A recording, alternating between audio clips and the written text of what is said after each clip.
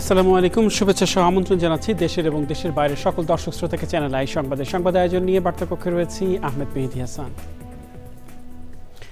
সংবাদের শুরুতেই চলুন জেনে নেওয়া যাক ফ্রেশ আটা ময়দা সুজি সংবাদ শিরোনাম। ফেব্রুয়ারির প্রথম সপ্তাহেই নির্বাচন, প্রধান উপদেষ্টার দৃঢ় প্রত্যয়, কোনো ষড়যন্ত্র অপচেষ্টা সহ্য করা হবে না বলে হুঁশিয়ারি। নূরকে হত্যার উদ্দেশ্যে আঘাত করা হয়েছে বলে মির্জা ফখরুলের মন্তব্য, আইন শৃঙ্খলা রক্ষাকারী বাহিনীর ভূমিকা নিয়ে প্রশ্ন। এবং জলবায়ু পরিবর্তনের অভিঘাত মোকাবেলায় ঐক্যবদ্ধ উদ্যোগে পরিবেশ উপদেষ্টার তাগিদ, অভিযোজন নিশ্চিতে পরিবেশ বান্ধব প্রযুক্তিতে গুরুত্ব আরোপ।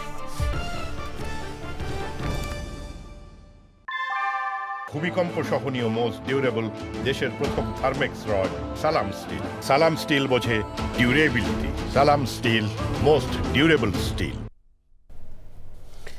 সংবাদ শিরোনামগুলো জানাচ্ছিলাম প্রিয় দর্শক। এখনকার সংবাদ আয়োজন একই সঙ্গে চ্যানেল আইয়ের ইউটিউব চ্যানেলে এবং চ্যানেল আইয়ের ওটিটি প্ল্যাটফর্ম আই স্ক্রিনে লাইভ স্ট্রিমিং হচ্ছে। যাওয়া যাক বিস্তারিত সংবাদে। ফেব্রুয়ারির প্রথম সপ্তাহে নির্বাচন নিয়ে আবারও দৃঢ় প্রত্যয় ব্যক্ত করেছেন প্রধান উপদেষ্টা প্রফেসর মোহাম্মদ ইউনূস। ৭টি রাজনৈতিক দল ও একটি সংগঠনের প্রতিনিধিদের সাথে বৈঠকে প্রধান উপদেষ্টা বলেছেন, নির্বাচন নিয়ে কোনো ষড়যন্ত্র বা অপচেষ্টা সহ্য করা হবে না। ফেব্রুয়ারিতে নির্বাচন হওয়া নিয়ে প্রধান উপদেষ্টার কাছে তাদের মতামত জানিয়েছেন প্রতিনিধিরা। চক্রমালিতার রিপোর্ট।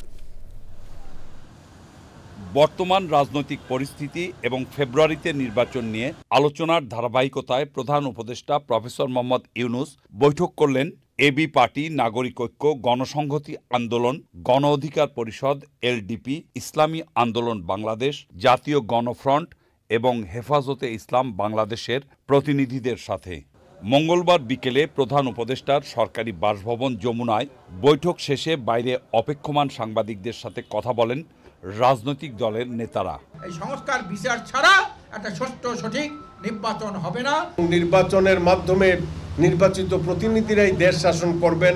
আওয়ামী ফ্যাসিবাদী সরকারের যারা দোসর, সন্ত্রাসী, ক্রিমিনাল, তাদেরকে চিহ্নিত করে গ্রেফতার করুন। গণপরিষদের দাবি যারা করছেন, এখানে যেহেতু নতুন সংবিধান লেখা নিয়ে কোনো ঐকমত্য হয়নি, সেটাও আসলে খুব এখানে কার্যকর হওয়ার জন্য কোনো বাস্তবতা তৈরি করেন। নির্বাচনের ব্যাপারে যেই দূরত্বগুলো আছে, যেই প্রশ্নগুলো আছে, এগুলো উনি সবাইকে অনুরোধ করেছেন আপনারা স্যাক্রিফাইস করেও আস্তে আস্তে একটা ঐক্যমত্যের জায়গায় পৌঁছার জন্য। সরকারের পক্ষ থেকে যদি আমাদেরকে স্পষ্ট করেন যে আপনারা কোন পদ্ধতিতে নির্বাচন করতে চান, তাহলে কিন্তু এই ধোঁয়াশা কেটে যায়। পরে বৈঠক নিয়ে সরকারের বক্তব্য উপস্থাপন করেন প্রধান উপদেষ্টার প্রেস সচিব। যারা অন্তর্বর্তীকালীন সরকারকে নির্বাচন পর্যন্ত পৌঁছাতে দিতে চায় না, তারা যত রকমভাবে পারে বাধা দিবে। বাংলাদেশের সত্তাকে গড়ে তুলতে তারা বাধা দিবে। তারা সর্বোচ্চ চেষ্টা করবে নির্বাচন বানচাল করার। এই জন্য আমাদের আরও সতর্ক হতে হবে। আমাদের চেষ্টা হবে নির্বাচন করার, এবং নির্বাচন ফেব্রুয়ারির প্রথমার্ধে অনুষ্ঠিত হবে।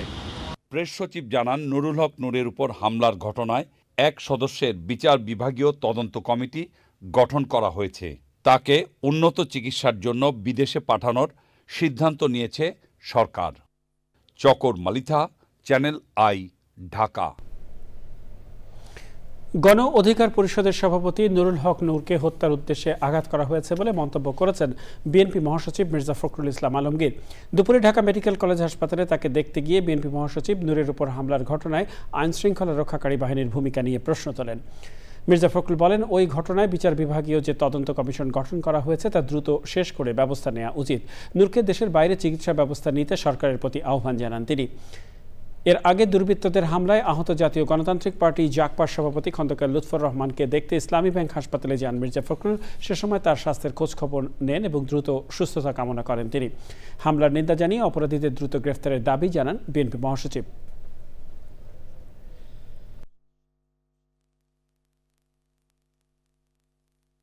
যারাই আঘাত করুক, আঘাতটা করেছিল কিন্তু তাকে হত্যার উদ্দেশ্যে, এটা খুব পরিষ্কার।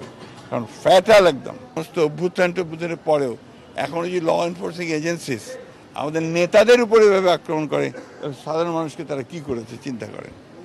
এবং এটা আমি কোনো মতেই মেনে নিতে পারি না, কনডেমড ইট।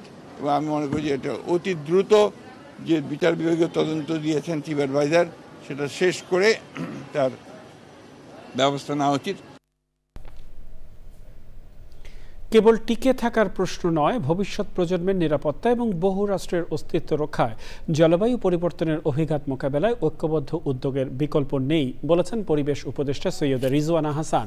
রাজধানীর সুইজারল্যান্ড দূতাবাস আয়োজিত বায়োফিলিয়া শীর্ষক আয়োজনে যোগ দিয়ে জলবায়ুর অভিযোজন নিশ্চিতে পরিবেশ বান্ধব প্রযুক্তি ও কার্যকর দেশীয় ও আন্তর্জাতিক সহযোগিতার গুরুত্ব আরোপ করেন প্রকৃতি বন্ধু বীর মুক্তিযোদ্ধা মুখিত মজুমদার বাবু। মুশাহিদ রনির রিপোর্ট।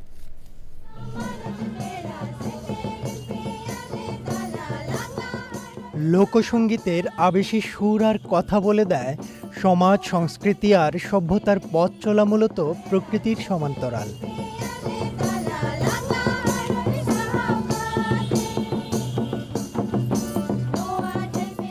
কিন্তু অগ্রযাত্রার নামে শতাব্দীর পর শতাব্দী নির্বিচার প্রকৃতি ধ্বংসে সভ্যতা যখন হুমকিতে, তখন নিজেদের অস্তিত্ব রক্ষায় প্রকৃতি প্রেমের বন্দনা। রাজধানীর গুলশানের আলোকিতে সুইজারল্যান্ড দূতাবাসের উদ্যোগে সুইচ সংস্থা, climate action at local level ছাড়াও 9টি সংস্থা এবং দেশীয় 18টি সংস্থার অংশগ্রহণে বায়োফিলিয়া শীর্ষক বৈচিত্র্যময় আয়োজন।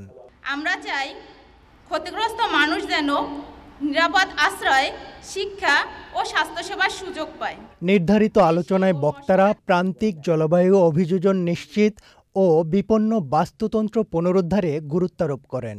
For the betterment of our world, being from a climate perspective, from a social perspective, from the political perspective, it comes from the people. People with disability, the youth, often face the hardest struggles with the little protection to withstand this adversity. আমাদের যে flood forecasting আছে, কমিউনিটির মাধ্যমে cyclone forecasting আছে, কমিউনিটির মাধ্যমে এগুলো সুষ্ঠুভাবে প্রচার করতে হবে। I think what is more important is to stop the environmental degradation or climate change happening. Our rivers are eroding. This year, almost all places around the river, big river like Meghna and other, in those areas, the coastal areas, many houses have gone. লড়াইয়ের মাত্রা দিন দিন বেড়েই যাচ্ছে, এর ব্যাপকতা এবং গভীরতা বেড়ে যাচ্ছে এবং এর বিপরীতে যে পরিমাণ সাহায্য সহযোগিতা দরকার সেটা আসলে আমাদের হাতে নেই। তখন কিন্তু আসলে সত্যিকার অর্থেই চিন্তিত হয়ে উঠতে হয়। আমাদের দেশের যতটুকুন সম্পদ আছে ততটুকু নিয়েই কিন্তু আমাদের প্রস্তুতি আমাদেরকে চালিয়ে যেতে হবে। এমন বাস্তবতায় সময়োপযোগী অভিযোজনে গুরুত্বারোপ করেন পরিবেশবিদরা। আমাদের সংস্কৃতি, আমাদের জলবায়ুর যে ইম্প্যাক্ট এবং আমাদের যে অ্যাক্টিভিটি, এটাকে কানেক্ট করে কিভাবে মানুষকে, কমিউনিটিকে এবং আমাদের সিস্টেমকে মোর রেজিলিয়েন্ট করা যায়, সেই বিষয়টা নিয়ে আমরা কাজ করি। আমরা নেচার থেকে অনেক দূরে চলে যাচ্ছি, তো সুতরাং এই যে নেচার থেকে আমরা দূরে চলে যাচ্ছি, এটাকেই কিন্তু ধরে রাখার জন্য, এটাকে হাইলাইট করার জন্যই কিন্তু এই ধরনের একটি আয়োজন। এবং এই আয়োজনের মূল লক্ষ্যই হচ্ছে আমরা যেন আবার নেচারের দিকে আস্তে আস্তে ফিরে যেতে পারি, পিপলদের কানেক্ট করে এবং আমাদের সংস্কৃতিকে কানেক্ট করে, আমাদের নেচারকে কানেক্ট করে আমরা যাতে আবার আমাদের সেই আগের অবস্থায় যেতে না পারলেও আমরা যেন কাছাকাছি যেতে পারি, তারই একটি প্রচেষ্টা কিন্তু এখানে আজকের এই সম্মেলনে। প্রকৃতি জীবন ফাউন্ডেশনও পার্ট অফ ইট, আমরাও এর সাথে আছি। এবং মূল কথাই হচ্ছে এখানে বিদেশি অর্গানাইজেশনরাও যেমন আমাদের হাত বাড়িয়েছে, আমাদেরও কিন্তু হাত বাড়িয়ে তাদের সাথে এক হয়ে কাজ করতে হবে এই প্রকৃতি পরিবেশকে ভালো রাখার জন্য। বিশেষজ্ঞরা বলছেন মানুষের আজন্ম লালায়িত নিরোগ দীর্ঘজীবনের যে বাসনা, তার দিকে এগোতে প্রয়োজন পরিবেশবান্ধব প্রযুক্তি ও জীবনাচার। Moshahid Roni, Channel i, Dhaka. প্রিয় দর্শক, সময় হলো কিছুক্ষণের বিরতি নেবার, আর বিরতির পরে আরও জানিয়ে ফিরছি।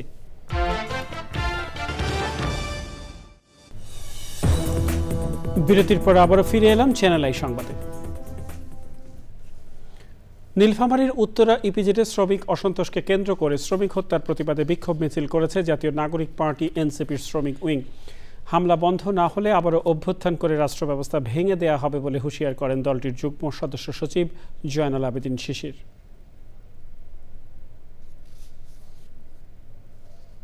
৩৬ জন শ্রমিককে বিগত ১.৫ বছর হত্যা করা হয়েছে, কিন্তু এটা কোনো মিডিয়াতে আসে না, এটা নিয়ে আলোচনা হয় না।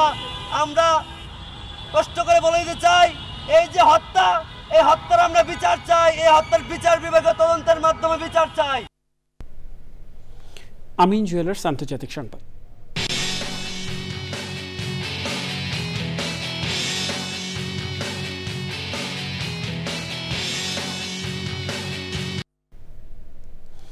নর্থ কোরিয়ার নেতা কিম জং উন ব্যক্তিগত সবুজ রঙের সাঁজোয়া ট্রেন করে চীনের রাজধানী বেইজিংয়ে পৌঁছেছেন। চীনে পৌঁছানোর পর একটি রেস্তোরাঁয় খাবার খেয়েছেন তিনি। বুধবার চীনের বিজয় দিবস উপলক্ষে সামরিক কুচকাওয়াজ অনুষ্ঠানে অংশ নেবেন তিনি। এই অনুষ্ঠানে থাকবেন চীনের প্রেসিডেন্ট শি জিনপিং, রাশিয়ার প্রেসিডেন্ট ভ্লাদিমির পুতিন সহ ২৬ দেশের সরকার এবং রাষ্ট্রপ্রধানের ক্ষেত্রে এই সফর হবে কিম জং উনের প্রথম বহুপাক্ষিক আন্তর্জাতিক বৈঠক। বিশ্ব নেতাদের মধ্যে কেবল পুতিনের সাথেই তিনি রাশিয়ার ইউক্রেন আক্রমণের পর দুবার দেখা করেছেন। এর আগে সোমবার কিম ব্যক্তিগত ট্রেনে পিয়ংইয়ং ছাড়েন। ট্রেনটি কড়া নিরাপত্তায় ধীর গতিতে চীনের রাজধানী বেইজিংয়ে পৌঁছায়।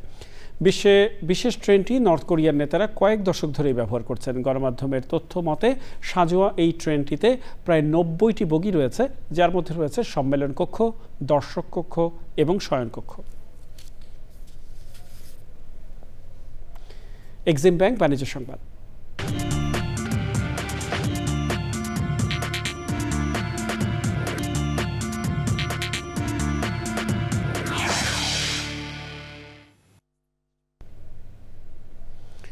দেশের শীর্ষস্থানীয় শিল্প গ্রুপ আরএফএল এর ইলেকট্রনিক্স পণ্যের চেইন শপ ভিশন এম্পেরিয়ামের ড্রিম হোম ক্যাম্পেইন শুরু হয়েছে। রাজধানীর গুলশানে ক্যাম্পেইনের উদ্বোধন করেন আরএফএল গ্রুপের ব্যবস্থাপনা পরিচালক আর.এন. পাল। তিনি বলেন, এই ক্যাম্পেইন ভিশন ইলেকট্রনিক্স তথা ভিশন এম্পেরিয়ামকে ক্রেতাদের কাছে আরও জনপ্রিয় করবে। দেশের প্রত্যন্ত অঞ্চলের ক্রেতাদের কাছে আধুনিক মানের পণ্য পৌঁছে দিতে ভিশন এম্পেরিয়াম চালু করা হচ্ছে। অনুষ্ঠানে ভিশনের deputy general manager KM. Shamsuzzaman Nayan, RFL retail chain head of marketing Shafiq Shahin সহ অন্যরা উপস্থিত ছিলেন। প্রিয় দর্শক, সময় হলো আবারও কিছুক্ষণের বিরতি নেবার। আমন্ত্রণ আরও একবার চ্যানেল আই সংবাদে। নোয়াখালী প্রেস ক্লাব সড়কে বিএনপির ৪৭তম প্রতিষ্ঠা বার্ষিকী উপলক্ষে সমাবেশ হয়েছে। এতে প্রধান অতিথি ছিলেন বিএনপির কেন্দ্রীয় নির্বাহী কমিটির ভাইস চেয়ারম্যান মোহাম্মদ শাহজাহান। উপস্থিত ছিলেন শহর বিএনপির সাধারণ সম্পাদক আব্দুল মতিন ও অন্যরা। সমাবেশ শেষে শহরে একটি আনন্দ শোভাযাত্রা বের করা হয়।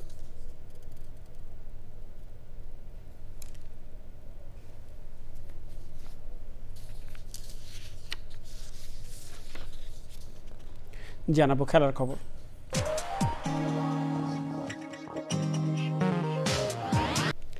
প্রিয় দর্শক, সংবাদের শেষ প্রান্তে আমরা চলুন আরও একবার জেনে নেওয়া যাক যা ছিল এখনকার ফ্রেশ আটা ময়দা সুজি সংবাদ শিরোনামে। ফেব্রুয়ারির প্রথম সপ্তাহেই নির্বাচন, প্রধান উপদেষ্টার দৃঢ় প্রত্যয়। কোনো ষড়যন্ত্র অপচেষ্টা সহ্য করা হবে না বলে হুঁশিয়ারি। নূরকে হত্যার উদ্দেশ্যে আঘাত করা হয়েছে বলে মির্জা ফখরুলের মন্তব্য। আইন শৃঙ্খলা রক্ষাকারী বাহিনীর ভূমিকা নিয়ে প্রশ্ন।